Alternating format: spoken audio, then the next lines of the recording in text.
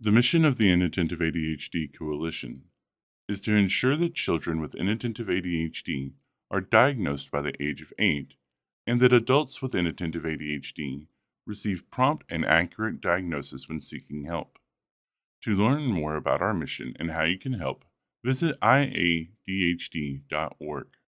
Today we're talking to Kristin Wilcox from Sykesville, Maryland, and you are a veteran pharmacologist but we're speaking to you today in your capacity as the mother of Andrew.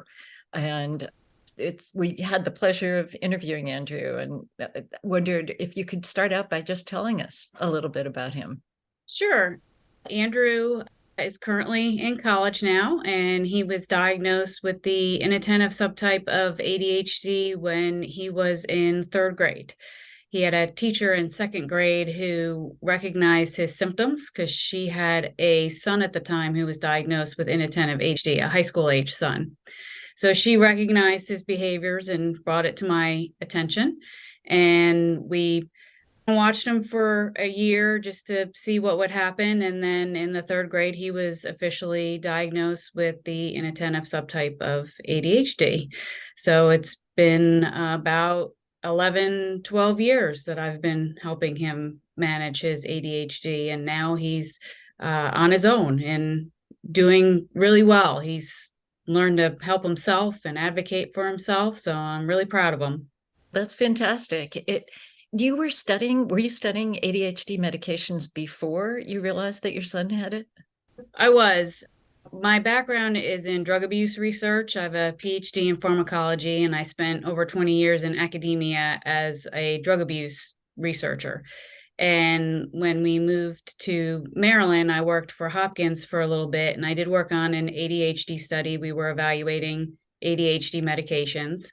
And at that time is when Andrew was diagnosed with ADHD. So I asked a colleague of mine we were working with, who was a psychiatrist treating kids with ADHD, that was his specialty, for resources in boys that discuss boys with inattentive ADHD. And he looked at me and he said, there are none.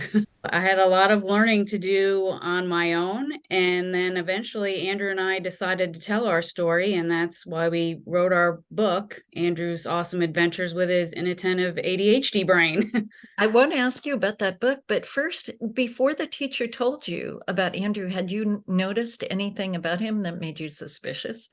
He did have some behaviors, but they were because he wasn't hyperactive. So these were behaviors that were difficult to recognize. And at the time, I didn't really know what inattentive ADHD was. My perception of ADHD was like most people, that it's hyperactive little boys and they're blurting out answers in class, or they're running around, they're disruptive. And Andrew wasn't that way. Andrew also did a very good job at masking his ADHD. And so he wasn't doing bad in school. He was making really good grades. And a lot of kids are like that. They can compensate when they're younger. And it's not until they get older and they have to be organized and have way more assignments for school that the symptoms start coming out. What did the teacher notice? She noticed things like he wasn't completing worksheets. He would shove them in his desk. His desk was really messy. She noticed that he was getting up and disappearing from the classroom for extended periods of time because he didn't want to be doing whatever they were working on in the class. So she recognized subtle behaviors like that probably wouldn't have been picked up if she hadn't had experience with it from her own son. That's really interesting. And you were not noticing anything at home that might have been a clue to the fact that he had ADHD? Not really. The home is not as structured as a school environment.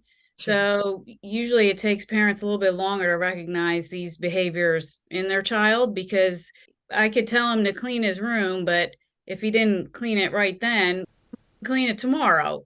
But in school, you have to do something when the teacher tells you to do it. So these behaviors are more evident in a more structured environment. How did you feel? Do you have more than one child? I do. I have a son who's older than Andrew. Oh, okay. So when you learned that Andrew had ADHD, how did that feel for you? I think I just viewed it as something that I had to learn about and something that I had to help him with. It didn't really freak me out that he had some horrible thing going on. Being a scientist, that's how I approach things. Like, okay, let me learn about it and let me learn all I can and let me learn and figure out how to help him. So I didn't really have concerns or wasn't really worried when he was diagnosed. I knew we could learn about it and we would get through it. It didn't sound like he was having any really serious, like, behavioral problems or anything that would make you alarmed. Did he go on medication right away? He did go on medication right away. One of the things that's interesting is he had atrocious handwriting. And when he went on medication, his handwriting improved because I guess he was paying attention more at what he was doing. But that's actually how I could tell when he needed a bump up in his dose was his handwriting was starting to be atrocious again. But he did go on medication and he stayed on medication through the end of middle school. And then when he got to high school, he asked if he could stop taking it. And we did let him stop taking it with the stipulation that if his grades started to fall, and he would have to go back on the medication. And he did survive high school. He took AP and honors classes and he managed to get his GPA up to a 3.0. But if he took medication, would it have helped him? It might have helped him. He might have done better in high school, but yeah, we let him stay off of it when he was in high school. What made him want to stay off of it? He said to me that his medication wasn't working. He didn't feel like it was helping him. And actually, several months after he asked to stop taking his medication, I actually read an article that about teens and compliance with their medication, and that a lot of teens ask to be taken off of medication because they don't feel like it's helping them. So of course I chuckled at that, but we continued to let them not be medicated. But yeah, I think it was my lack of knowledge that's how teens feel. I never really asked Andrew if he felt different or didn't want to take the medication because I thought he might get made fun of or something like that. In high school, he just said he didn't feel like it was helping him, which is, I learned, is a response that a lot of teens have. Maybe they have it because maybe for one reason or another, it doesn't help them or it doesn't help them in the way that they want it to. Yeah, I think they perceive that it's not helping them because the study went on to show that even though they said it wasn't helping them, it actually was helping them. It actually was helping them have better grades and perform better in school. They just didn't perceive that that's what was really going on. Is it mainly grades that changed, or were there other changes that were positives in Andrew's life? His grades, it helped his grades. It just helped him focus in school and be able to complete classwork. A lot of that disappearing from class to avoid doing work, that behavior subsided. So it did help him maintain focus during the school day and get through the school day and do what he needed to do and bring home assignments that he needed to bring home for homework and things like that. Had he been having problems like depression or anxiety over his ADHD? Was it a problem that he felt in himself? He did not have any of those types of behaviors when he was diagnosed. He did tell me he was a little concerned about it. What's going on? What do I have? But we've had a very open dialogue about his ADHD since he was diagnosed and tried to explain it to him and what was going on when he was younger, and said, you do have a lot of challenges that you have to overcome and you will have to work harder than your peers at certain things, but you also have a lot of great things about you. You're very creative. You're a great problem solver. He's a risk taker, which can be good and bad, but in the good sense, he really lives life. He experiences a lot of life. And I've always tried to make him feel that he's not better, he's not worse. He's different. His brain works different than others, and that's okay that it works differently. And these are the things that you need to do in order to help yourself. Did he have a great experience with the first medication that he tried, or did he have to try different ones? He had a good experience with the first medication that he tried. And then the doctor actually switched his medication because he was having tics, but he had tics before he went on the medication. They weren't caused from the medication, but the doctor was concerned that they may get worse. And when the doctor switched his medication, he couldn't function. He would come home from school and he would just completely melt down. He couldn't do anything. So I said to the doctor, okay, can we put him back on the first medication and I'll evaluate his tics. And if they're getting worse, then we'll do something else. And so he did switch back to the original medication, which worked great for him. But it's a lot of trial and error. Like some medications work for some kids, some doses work for some kids that don't work for other kids. As a parent, you have to do a lot of trial and error with the medication to eventually get it right. He was lucky with your background that you have so much experience with that. And did you influence the decision about, other than the fact that you got him back on the, and by the way, what was the first medication? What was the one that works for him? He was on Vyvanse. And then when he switched to methylphenidate or Ritalin is when he had a lot of the problems. Oh, interesting. He was also on non-stimulant medication for a while too, which didn't help him at all. For sure. Yeah, I wondered if there's a difference in how kids react if they have inattentive or hyperactive, if there's one medication that's generally better for one type or another. Have you found that? There are studies out there that show that some medications work better in kids with inattentive and other medications work better for kids that have the combined type. But I still think it's your individual child, and you have to figure it out what works for your child. But generally, would you recommend more stimulants for an inattentive child, or what's the difference in what they need on average? I'm probably not the best authority to answer that. From what I've read and what I remember, I do believe that stimulants work better for inattentive, I think. But most of the medications are stimulants. And did you find that you did have to increase his dose as time went on, or did you keep pretty much at the same dose? His dose absolutely had to be increased, and that's probably because of growing. He started medication when he was in 3rd grade, and he went off of medication when he was in 8th grade. So over that time span, you would expect that as they were growing and their bodies were changing and hormones are changing, that they would need a higher dose. What do you attribute? He seems very successful in school right now. Is he taking medication right now? He is not. We had that discussion before he went to college, whether he wanted to take medication, and he said, maybe. And I said, you're going to have to remember to actually take the medication. We did not pursue it. He's actually doing really well in college. And I think the motivator is that he really wants to be where he is. And he knows that if he does not perform well, that he's coming home. So I think that's finally a motivator for him, because it is difficult to find things that motivate kids with ADHD. They like the new shiny thing for a little bit of the time, and then it's not new and shiny anymore, so they lose interest.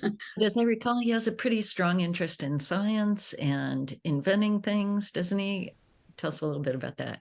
He loves space and space technology and space travel. He's been interested in that ever since he was 3 years old. And he goes to a small aeronautical university where all of the kids want to work for NASA. And so they're all his people. He told his grandmother that he was finally in a place where when he said something, people understood what he was saying.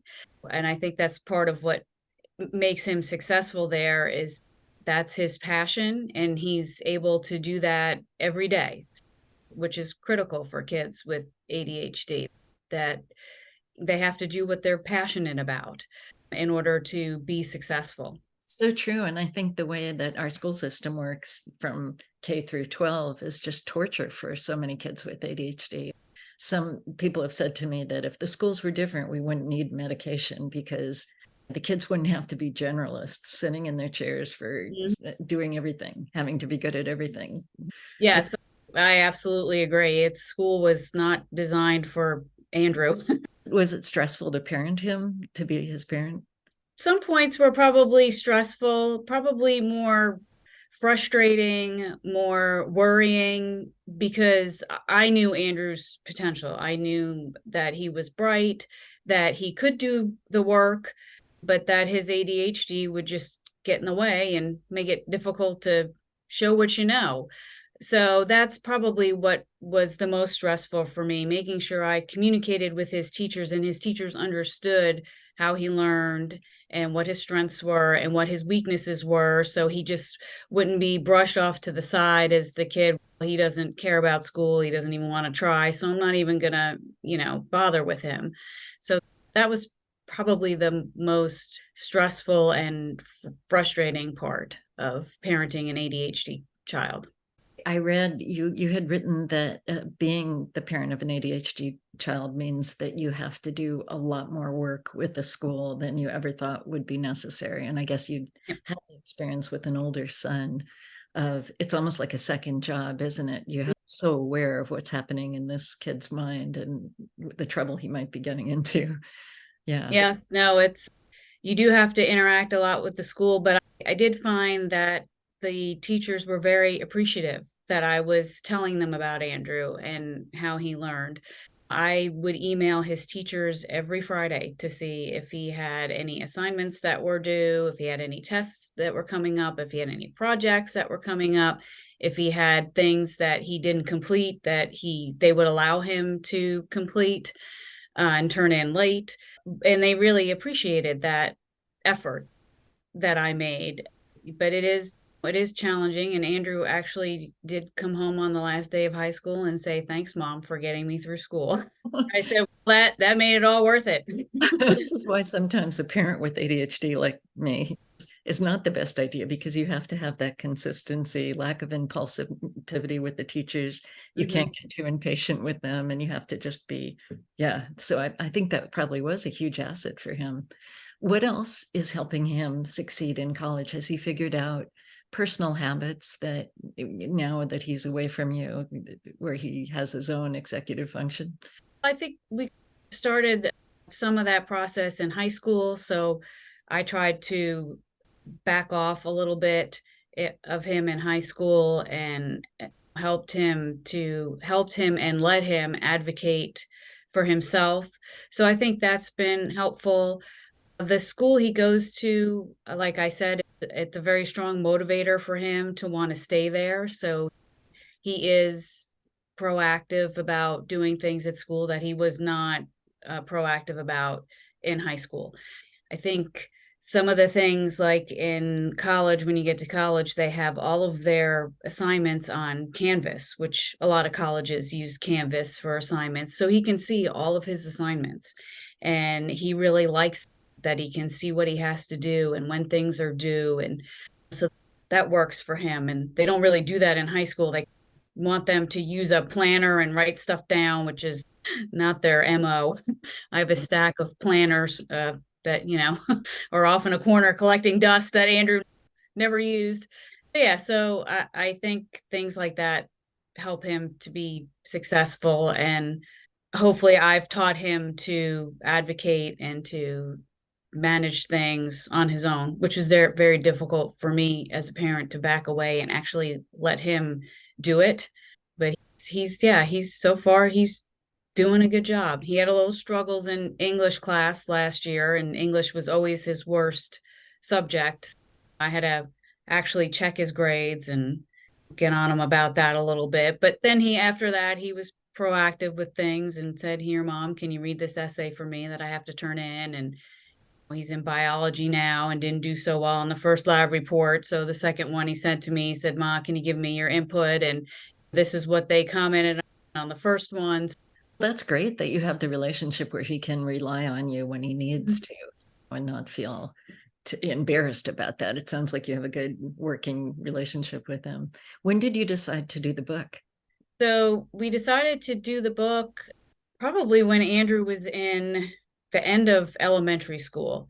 And it took a long time because I would work on it and then I would stop and then I would work on it and then I would stop. And finally, during COVID, my husband said, "Are you going to find a publisher for the book?" I said, "Okay." Because my thinking was, even if I never published the book, I was learning a lot. So hopefully I was being a better parent to Andrew because I was learning a lot. And finally, we decided to go ahead and try to find a publisher for the book, and we were fortunate to find one who wanted to share our story. And the audience is really kids in elementary school, or what would you say the readership would be?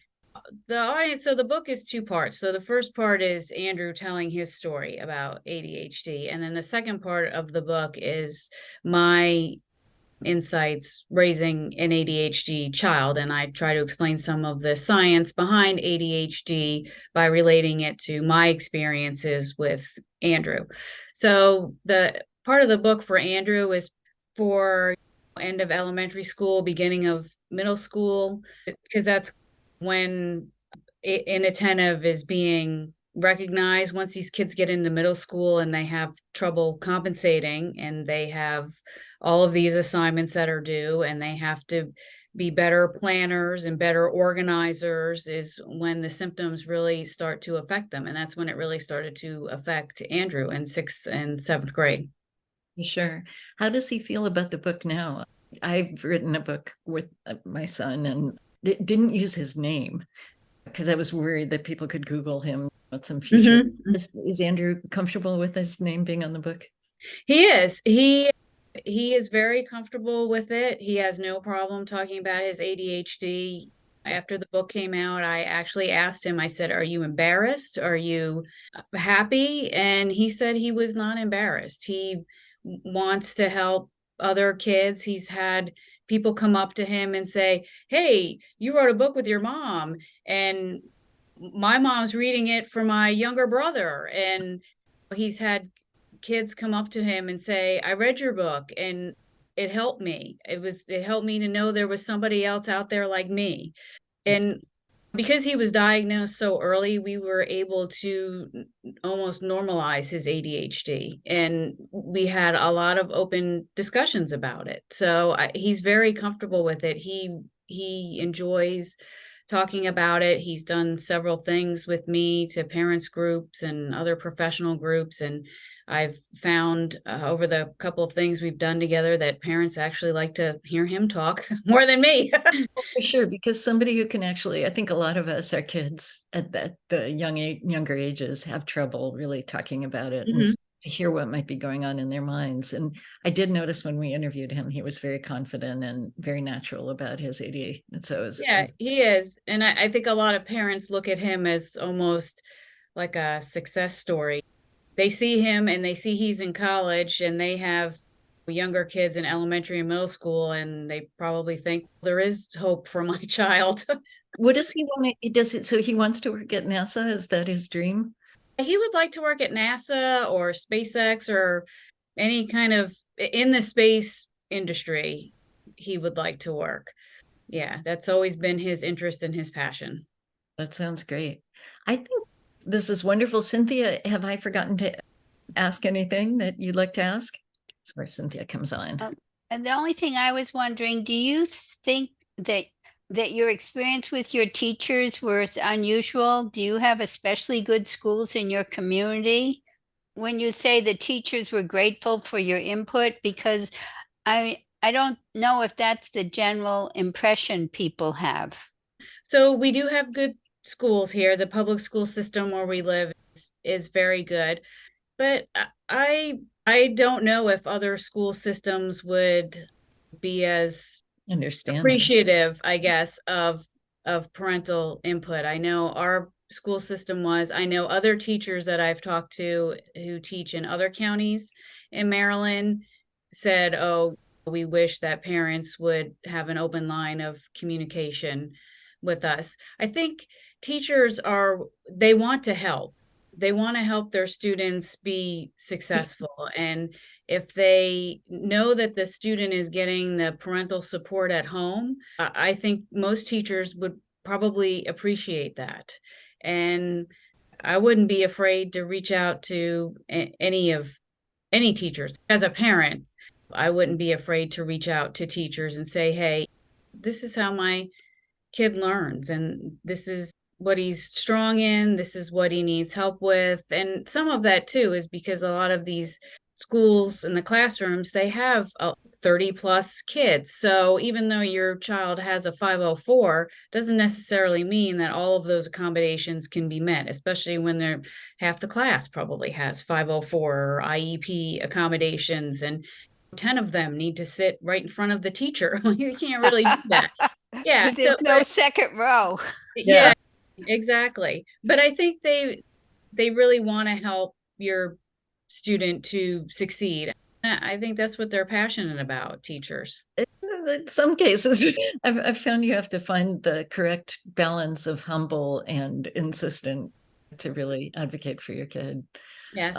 Andrew had some teachers who just thought he goofed around on his laptop and were not really interested in listening to anything I had to say about him. But then he had other teachers who gave him accommodations without me saying anything at all, because they recognize that he learns differently. It's incredible, even in this day and age, that there is a lot of denialism about ADHD, and I think impatience by some teachers I've unfortunately encountered, but some do understand it. How have you changed? And first, in your career, has this focused you more in the direction of studying ADHD, or has it made any change that way? When Andrew was diagnosed, I stopped working shortly after he was diagnosed and focused all my time on him. I was fortunate that I was able to do that.